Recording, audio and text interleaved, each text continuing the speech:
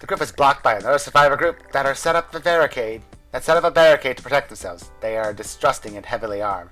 The person with sent to talk is extremely annoying. Who should try to deal with him? Despina talks to the annoying representative. She manages to be very polite. After enough pointless questioning, the group is let through the barricade. Despina's attitude revealed. We need to be wary of random people. Who knows what they are capable of? The group could find any safe shelters, but was able to cobble together a campsite. The weather is terrible all night. John's morale decreases. Despina didn't mind it much. We should bring as little attention to ourselves as possible. While driving on death road, the group decides to make a stop for supplies. To the busy hotel. The group spots a hotel while traveling through a ransacked town. It looks like a group of people tried to barricade it, but were interrupted. All that's left are the undead. Thick, sluggish, late morning.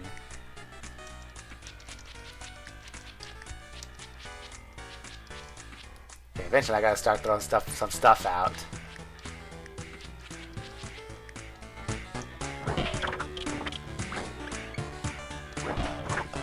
We got some goons.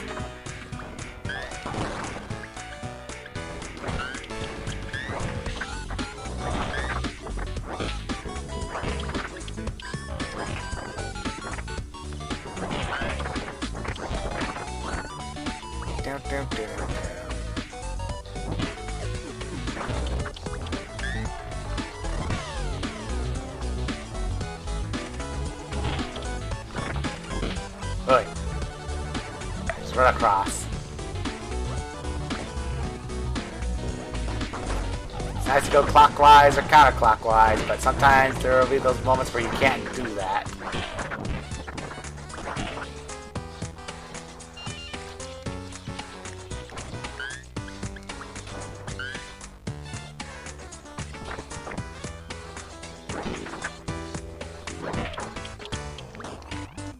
Nothing wrong with collecting too many guns, right? And if we need food, we can sell some extras with the weapon barter.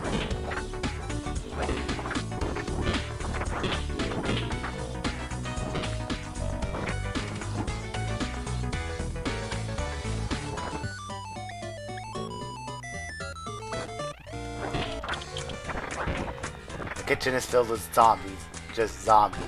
There was no food in there. Got a hotel. Who was running this hotel?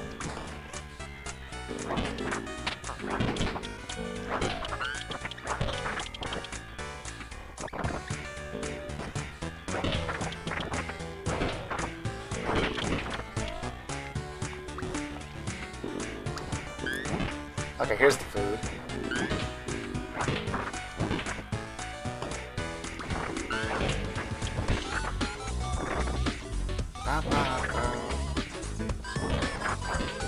Why do they stop in the middle of the horde when picking up other items? It's dumb.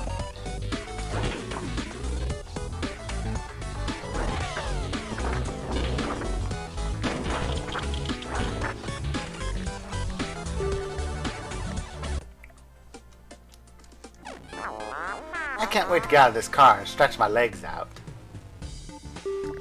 There's a dog wandering nearby. It's keeping its distance, but watching the group with guarded interest. It becomes rare to see a dog that trusts people.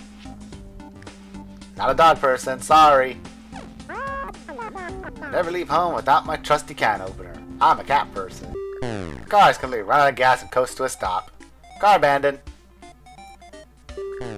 While walking, John doesn't notice a hole in his backpack. By the time he realized this, there had been hours of opportunities for supplies to fall through. I didn't know I had a backpack.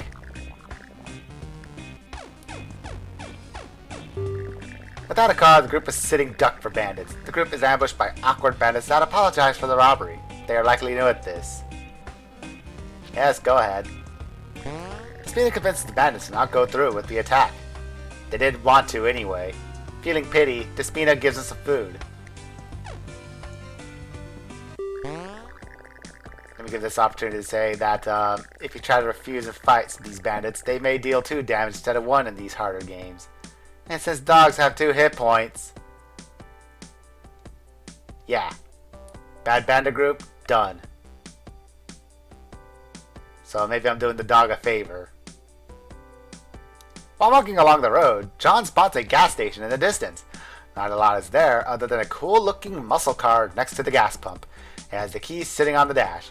Muscle cars like this have slightly worse gas mileage than average and break down fast. They're easy to repair and very fast. Take it off a sweet jump. Start it up. John cuts himself pretty bad while goofing off in the post-apocalypse. He will probably need stitches for his arm. John imitates something he saw while watching the movie Rambo. He gets a knife really hot and then puts it on the cut to try to cauterize the wound. It was a pretty bad idea. The pain is extreme, though the bleeding stops and there's no loss of strength in the arm. Never goof around in the post-apocalypse. No goofing off in the car either, especially if you're the one driving. What is wrong with me? The group sets up camp for the night after being sure there's no danger here. They discover edible berry bushes all around the campsite. The berries wouldn't be a big amount of food for the work and to sleep this night, but every bit could help. For some reason I'm seeing commas where they're not supposed to be.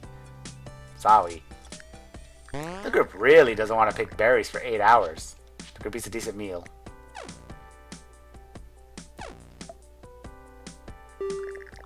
Rain starts pouring down. It's hard to see, and the shapes of the zombies lurk right on the edge of the darkness. The group isn't sure what could be worse. What would be worse, continuing or stopping here? The group throws caution to the wind and decides to keep on driving. The car gets damaged plowing through some wreckage the group didn't see in time, but it's still running. It actually turned out to be a nice day today. You're right. What a nice day for a road trip, even though it's pouring down rain. The group continues making progress along the death road. As long as one person remains alive, the dream of Canada lives on. The group finds someone they can trade with. Still don't have any ZP to get anything off of him. He's your gas to snack converter.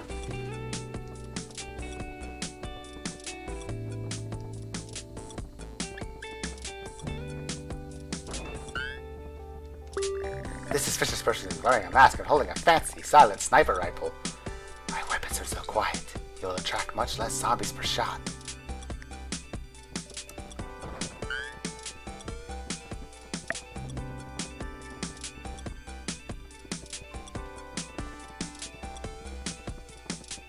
There are zombies there.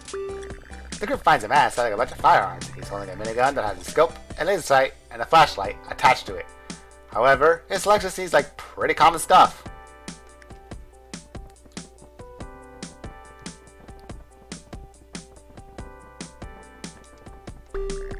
The group meets a strange and menacing figure. He or she is wearing a mask and a robe. I sell axes. Just axes. An electric guitar is an axe. I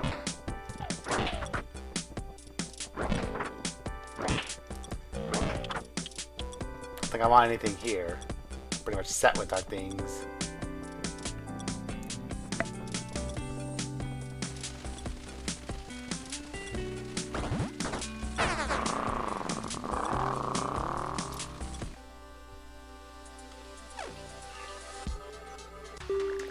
The group is driving through a ruined city when they end up being surrounded at all sides by a horde.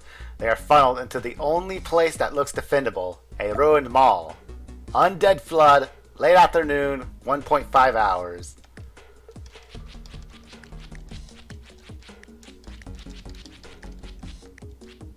Okay, sure. I'll just throw this broom out. Maybe this tennis racket as well.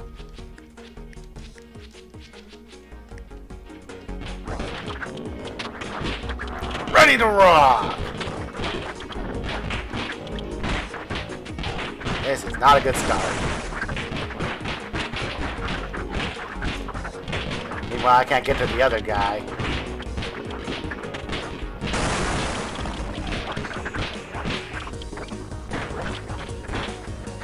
He's still alive. I don't know for how much longer.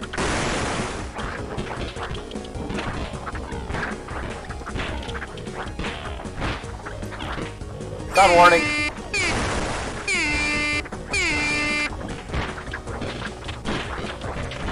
Oh yeah, he's not gonna live, is he? Oh no, he's dead. No, he's surviving. No, he's gone. Bury me with my food cans.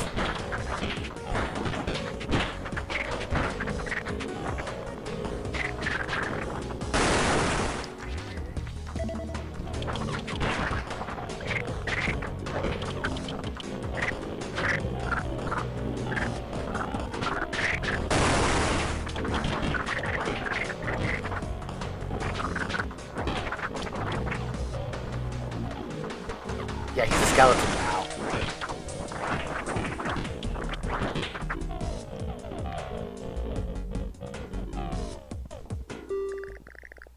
The worst part is I probably could have saved him. Alright, how are we getting out of here?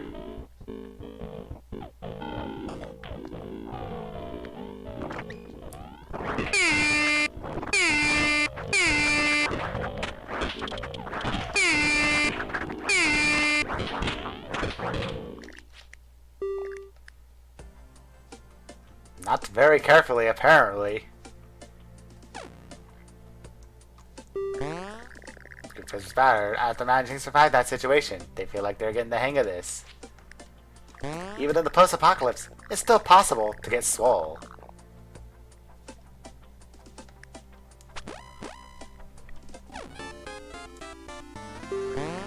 The group camps out in a big field. They find a row of cans sitting on the wooden fence. The group gets some shooting practice by blasting the cans. It's still kind of sad though.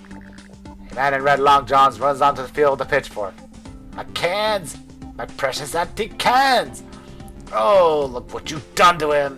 He shakes the pitchfork as he yells. Our morale decrease, so... And the cars can be running out of gas goes to a stop. While walking along the dirt road, Despina thought that she spotted a car in the distance. It was only when she got close to it that she realized it was just a giant rock. What a shame. Pioneers used to drive these things for miles, man. You think we can't? Or does that only work underwater? Whatever. While walking, John stubs his toe badly. It's not a big deal, but it is really annoying. My toe. While wandering through a small town, Despina discovers a newer hybrid car in front of its store. The battery is dead, but the store turns out to be a car parts store. Finding a working battery was easy. Hybrid cars have amazing gas mileage, but are fairly fragile. They're also very difficult to repair, so enjoy it while you can.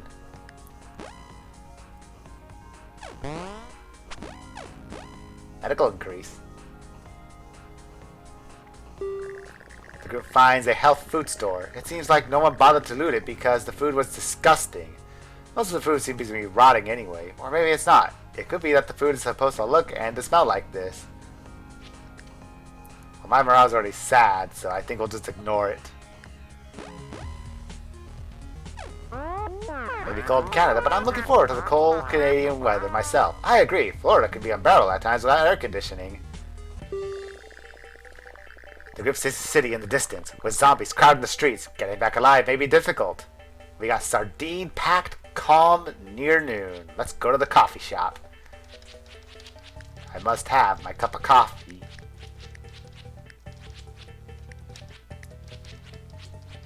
We need to find an area with more bullets. Eventually these sieges will be tougher and tougher, and then eventually we'll come across a siege where it's like you have to rely on guns.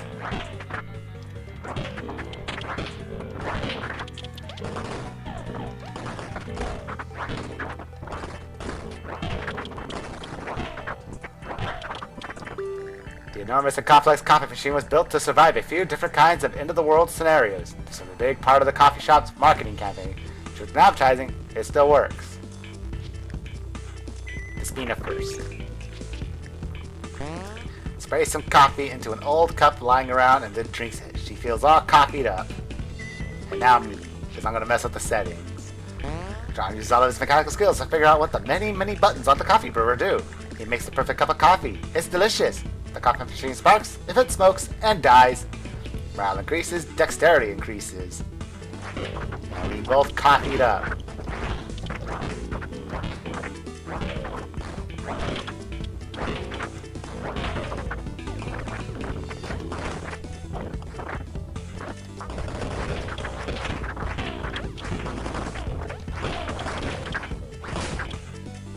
Let's see here. Nope, not good. I do believe she is strong enough to do this now. With coffee. Yoink!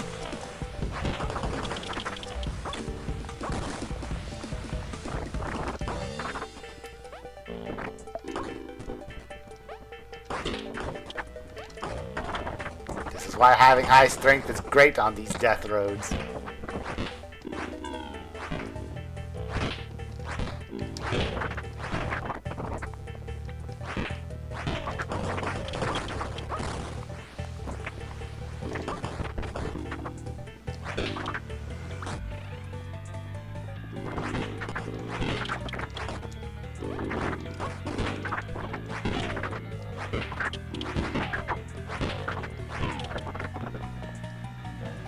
What have we got in here?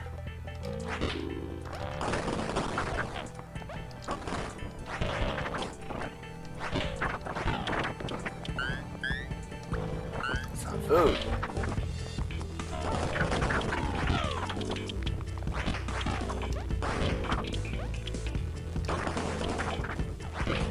Yeah.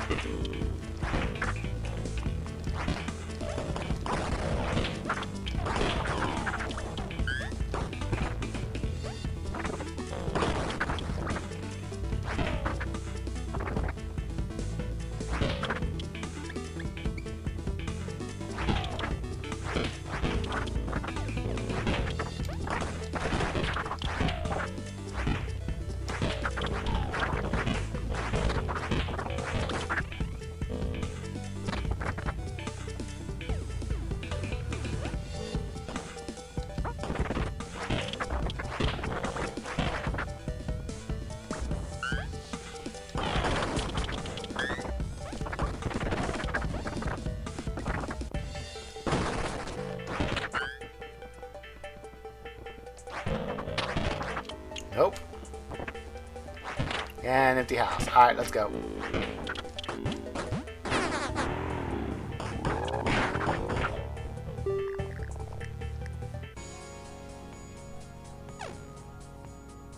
The group goes against their judgment and camps in a city apartment because there's no zombies around.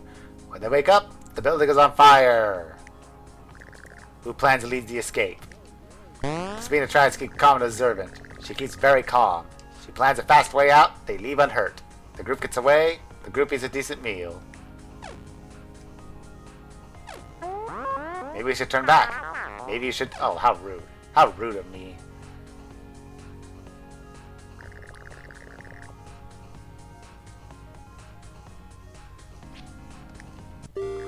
John is driving through the forest at night. He takes a wrong turn and hits the end of the road. Nearby to the north, he could barely see the shape of a cabin. Very thick, irritated, after dark. Why do I have pieces of wood?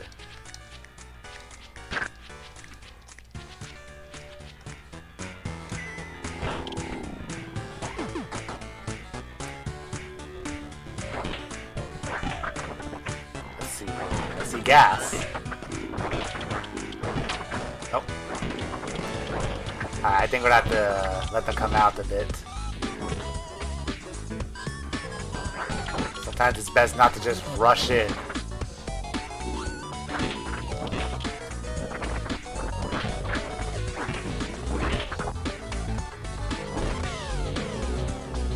You just gotta have that patience for these things.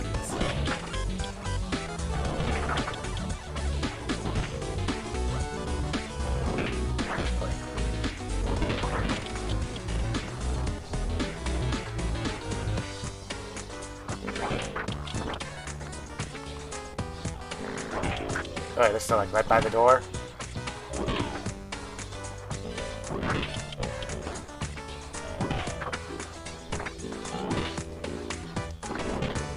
Bop, bop, bop, bop, bop, bop.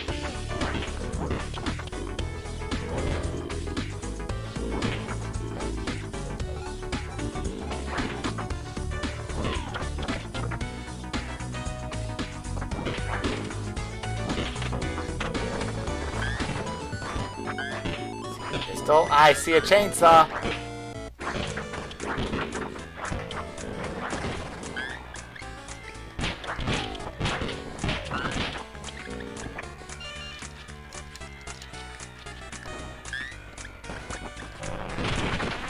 I'm the one with the gasoline.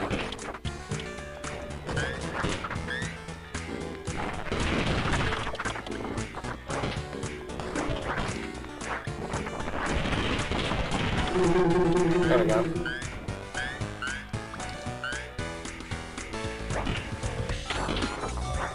Oi.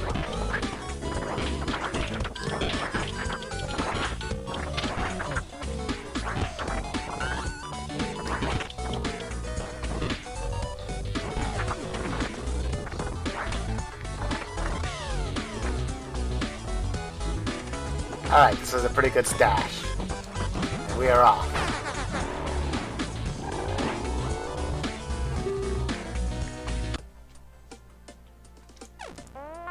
Make sure to keep both hands on the wheel when driving.